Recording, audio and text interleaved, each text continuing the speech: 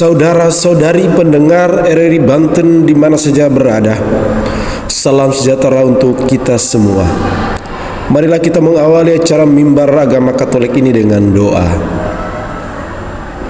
Dalam nama Bapa dan Putra dan Roh Kudus.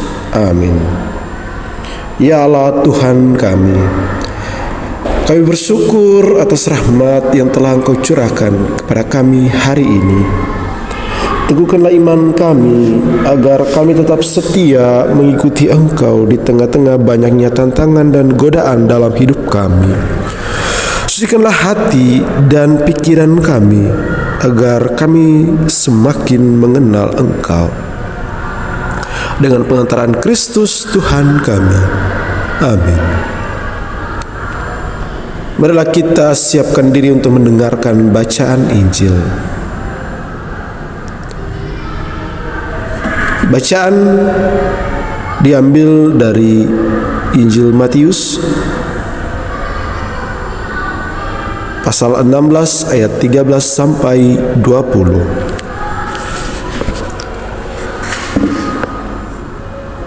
Setelah Yesus tiba di daerah Kaisarea Filipi, ia bertanya kepada murid-muridnya, kata orang, "Siapakah anak manusia itu?" Jawab mereka, "Ada yang mengatakan Yohanes Pembaptis, ada juga yang mengatakan Elia, dan ada pula yang mengatakan Yeremia atau salah seorang dari para nabi." Yesus bertanya kepada mereka, "Tetapi apa katamu, siapakah aku ini?" Maka jawab Simon Petrus, "Engkau adalah Mesias, Anak Allah yang hidup."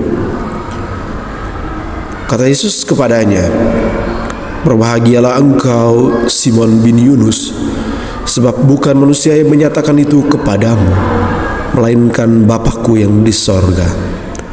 Dan aku pun berkata kepadamu, engkau adalah Petrus, dan di atas batu karang ini aku akan mendirikan jemaatku, dan alam maut tidak akan menguasainya.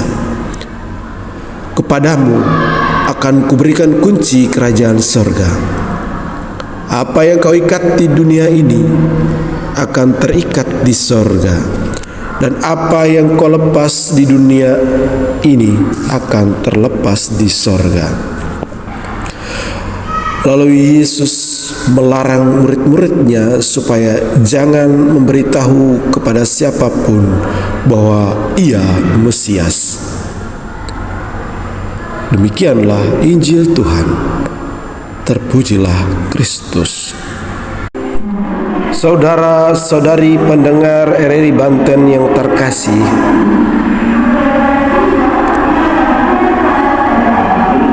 dalam Injil hari ini Yesus ingin mengetahui pendapat para murid tentang dirinya dan ajaran-ajarannya. Antara pendapat dan sikap mereka selama berkenalan dan tinggal bersama Dia.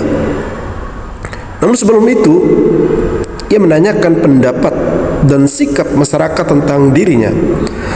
Pasalnya, pendapat yang muncul mungkin saja karena pengaruh dari luar, bukan dari hati mereka, yakni mengenal dengan baik dan benar tentang Dia. Kita semestinya mengenal Yesus secara pribadi dan lebih dekat. Bersama Petrus, kita tiba pada kesimpulan bahwa Mesias adalah Yesus sendiri, dan Yesus adalah Mesias, Anak Allah yang hidup. Dia datang ke dunia untuk menebus kita dengan jalan kematian di kayu salib. Meskipun tidak dapat diterima oleh akal Petrus, kematian bagi Tuhan Yesus bukanlah berarti kekalahan atau kegagalan, melainkan kematiannya justru mengalahkan maut dan dosa. Ada sebuah kata-kata bijak Apa yang kamu katakan harus benar, namun tidak semua kebenaran harus kamu katakan. Dan ada juga yang mengatakan, yang benar belum tentu logis, atau yang logis belum tentu benar. Kata-kata bijak ini sebetulnya sangat aktual di era media sosial saat ini. Pasalnya, banyak orang merasa bangga menjadi yang pertama menyampaikan berita, kadang tanpa verifikasi terlebih dahulu. Seharusnya, kalaupun berita itu benar, kadang lebih bijak juga untuk tidak menyebarluaskan demi melindungi privasi orang bersangkutan, atau karena publik belum siap menerima kebenaran berita tersebut. Yesus melarang para murid menyebarluaskan kebenaran yang telah mereka akui bahwa Yesus adalah Mesias. Alasannya sangat sederhana. Orang banyak belum siap menerima kebenaran itu. Orang banyak masih membayangkan Mesias sebagai pemimpin politik yang jaya pada masa itu. Padahal Mesias harus menderita, disalib, bahkan wafat. Terlalu gegabah mewartakan kebenaran kadang malah kontraproduktif. Ibu bapak, saudara-saudari yang terkasih dalam Kristus, di era di mana kecepatan disamakan dengan efisiensi, orang cenderung tidak sabar. Musa dan Harun juga mudah kurang sabar di hadapan umat Israel yang terus berkeluh kesah. Mereka pun cepat-cepat meminta Allah mengintervensi dengan membuat mujizat, yakni dengan mengalirkan air dari bukit batu. Mudah meminta mujizat dan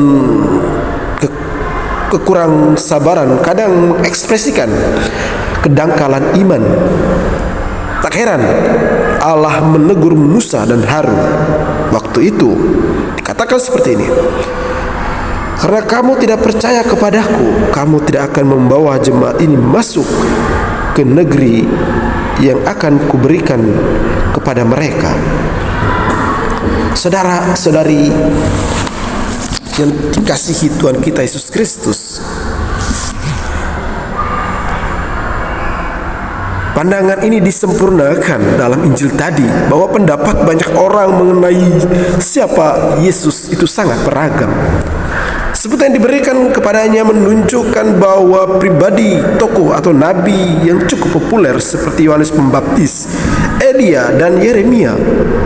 Hal ini menunjukkan bahwa Yesus belum diketahui secara tepat dan benar siapa dirinya oleh banyak orang pada saat itu. Apakah para muridnya juga belum paham tentang siapa dirinya, atau hanya sekedar tahu seperti banyak orang lainnya?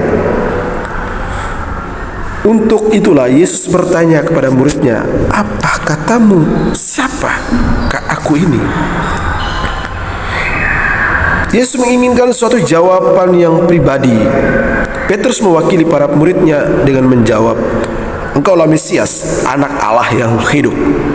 Sebuah jawaban yang tepat. Oleh karena itu, Yesus mempercayakan tugas yang besar kepada Petrus dan para rasul lainnya, yakni menjadi dasar bangunan bagi jemaatnya.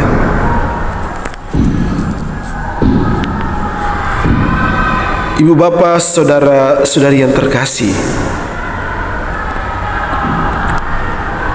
hari ini kita membutuhkan suatu jawaban pribadi atas pertanyaan bagi kita.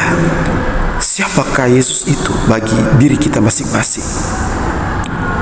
Dan tentu saja jawaban pribadi tersebut harus mengakar dari pergumulan dan pengalaman iman bersama dengan Yesus sendiri dalam kehidupan kita sehari-hari.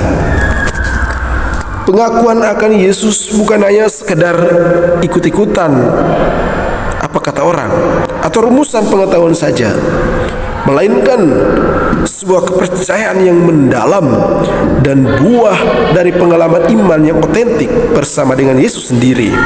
Karena itu, kepercayaan yang demikian kokoh dan tangguh dalam diri kita, sekalipun menghadapi tantangan dan godaan.